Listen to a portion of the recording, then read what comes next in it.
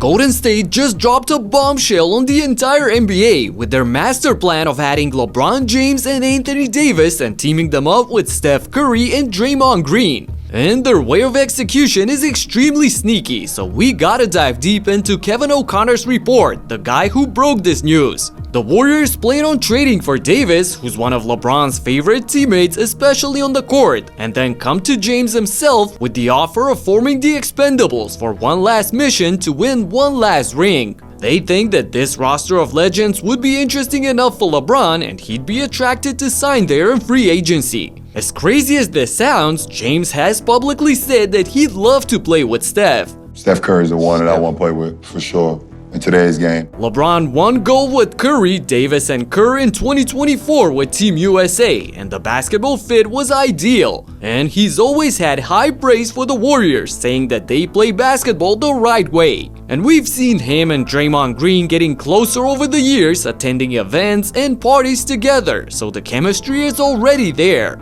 Now, here's where it gets interesting. Golden State needs to secure AD first, and that trade is tricky. Washington doesn't really sound like a team that wants to move Davis. The Wizards GM basically said that exact thing on ESPN. And with AD again, he wants to be here, we want him here. We'll have that conversation in the middle of August when we can officially have that. Get this, Davis is about to become eligible for a colossal extension, 4 years, $275 million in August, and Washington is willing to give it to him. But if they trade him before that, his extension clock would reset. He wouldn't be able to sign that full max extension with his new team until 6 months after the trade becomes official. Also, in order to make this trade, the Warriors would absolutely need to offload Jimmy Butler's contract, and I'm not sure that the Wizards would take him. They just gave Trae Young a 4-year, $212 million deal, signaling that they're in a win-now mode, and Butler would be out until at least the All-Star break, so there ain't gonna be much winning with him. So to move his contract, Golden State would probably need to find another team and another All-Star for Washington and make this like a 3 or 4 team trade. So only then can they go to LeBron with this super team that would be in the year 2016. However, unfortunately, it's 2026 now, but these guys are still playing at a high level. Although in AD's case, we gotta say when they're on the court, because...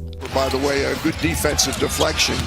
Anthony Davis, not sure if what happened there, he just ran to the sideline. Unfortunately for the Dallas Mavericks, Anthony Davis will not return here in the second half with what the team is calling right groin spasms. Now, Shams' latest reports make me think that this could end up happening. The Lakers have not made an offer to LeBron as of yesterday. They've been pursuing trades that bring in salary into their space. They have almost $50 million in space. So who can they go get?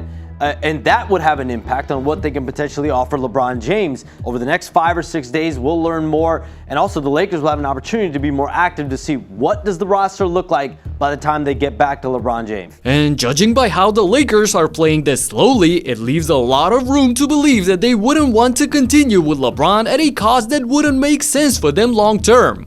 The Lakers have to go to LeBron respectfully and say, this is the number that we can give you.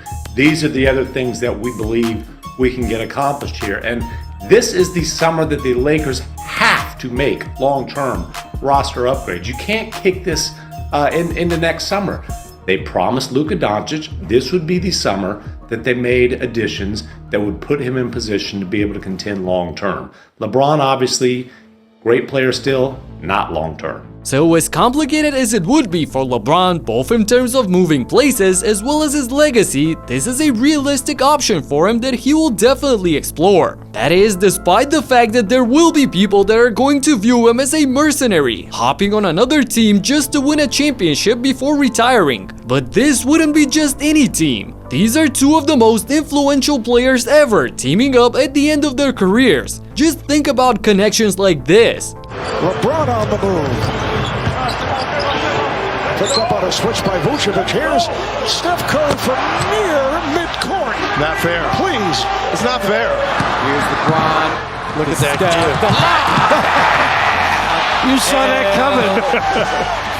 Adam Silver, please step in and make it happen. As a fan of the game, I am begging you. The commissioner, however, is keeping an eye on another superstar who might be a part of a blockbuster move real soon. Breaking news this morning, the Kawhi Leonard era with the Clippers could be coming to a close, with the team in serious discussions to trade the star to his former team, the Raptors, according to Shams Charania. The Clippers and Toronto Raptors are seriously engaged on a trade that would send Kawhi Leonard back to Toronto. And sources tell me that Kawhi Leonard has made it clear around the league that Toronto would be the only place he would commit to on a long-term contract extension if he's traded out of LA. And back with Toronto means a few things. One, the familiarity that exists between these two sides. Kawhi Leonard was there for one season, 2018, 2019, won a championship there. And so when you think about those conversations, they've been going on over the last few days. They're expected to continue over the course of today to see if a deal can come to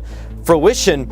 And right now, one thing that's become clear around the league is Kawhi Leonard does have a amount of leverage in this situation because he has just 1 year left on his deal, and Toronto is the place he would sign an extension. This info just popped up right as I'm making this video, and in a wild turn of events, all of a sudden Kawhi Leonard could go back to Toronto. There is no way you win the championship with this team, so why bother? Assuming you have to give up Brandon Ingram in this trade, what you're left with is Scotty Barnes, RJ Barrett, and Emmanuel Quickley. In the meantime, there are other teams as well that are chasing him. Dallas Mavericks and their new GM, Masai Ujiri, have already talked to the Clippers and offered a potential package that would include PJ Washington, Klay Thompson, and draft picks to LA. Masai has already pulled off this move of getting Kawhi, of course, in that legendary trade to Toronto that ultimately brought them the championship. So whatever he's doing, I'm keeping an eye on. And all of you guys need to keep an eye on our attention span and overall mental health, which is in heavy decline. Recently, a jury ordered Meta and YouTube to pay millions of dollars for their role in designing and promoting addictive platforms. They knew their apps can contribute to anxiety, depression, and body image issues, but did not share those risks while prioritizing profits. The recent history verdict underscores the consequences of those decisions. Now, Morgan & Morgan is stepping up to hold these platforms accountable for the harm they caused. Click the link in the description to take a short quiz. You may be entitled to a potential recovery of over $1,000.